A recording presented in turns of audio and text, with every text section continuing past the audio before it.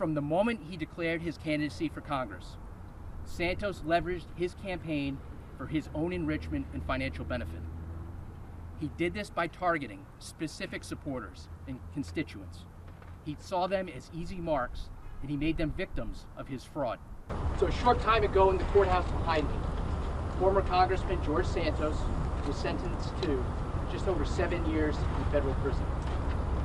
He was also ordered to pay more than $370,000 in restitution and forfeit more than $200,000. And that restitution will go to his victims. But today, and finally, Santos has been held accountable for his years of fraud, deceit, and theft.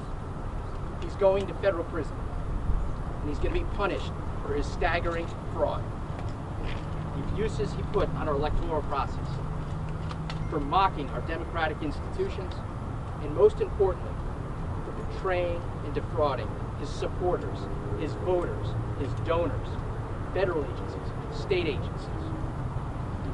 Today's sentence demonstrates that this egregious conduct will not and never will be tolerated. Today, former United States Congressman George Santos was held accountable for his repeated criminal dishonesty, financing his election campaign with ill-obtained funds, stealing COVID unemployment benefits, and providing materially false information in his financial disclosure. Santos abused his authority to garner illicit donations and campaign support, ultimately betraying the public's trust and violating our democratic systems.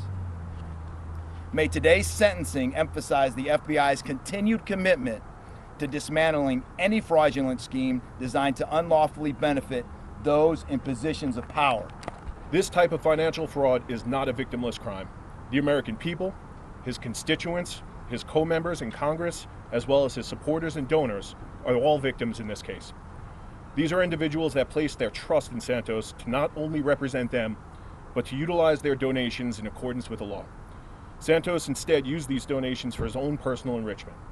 Today's sentencing means that Santos will now experience the full cost of his deception. IRS criminal investigation will continue to work with our law enforcement partners and the U.S. Attorney's Office to investigate anyone who seeks to defraud or abuse the American financial system or the public for their own gain. And come July 25th, George Santos will finally be where he belongs, behind bars, answering for these crimes. George Santos was the polar opposite of what a public servant should be. He is without integrity, unconcerned with his constituents, and self-interested in every way. Designer clothes were more important to him than following the rule of law. Luxury more important to him than the oath he took to serve his country and the people who elected him. He had a responsibility to those people. They counted on him to deliver for them. Instead, they got an empty man in an empty designer suit, financed by fraud.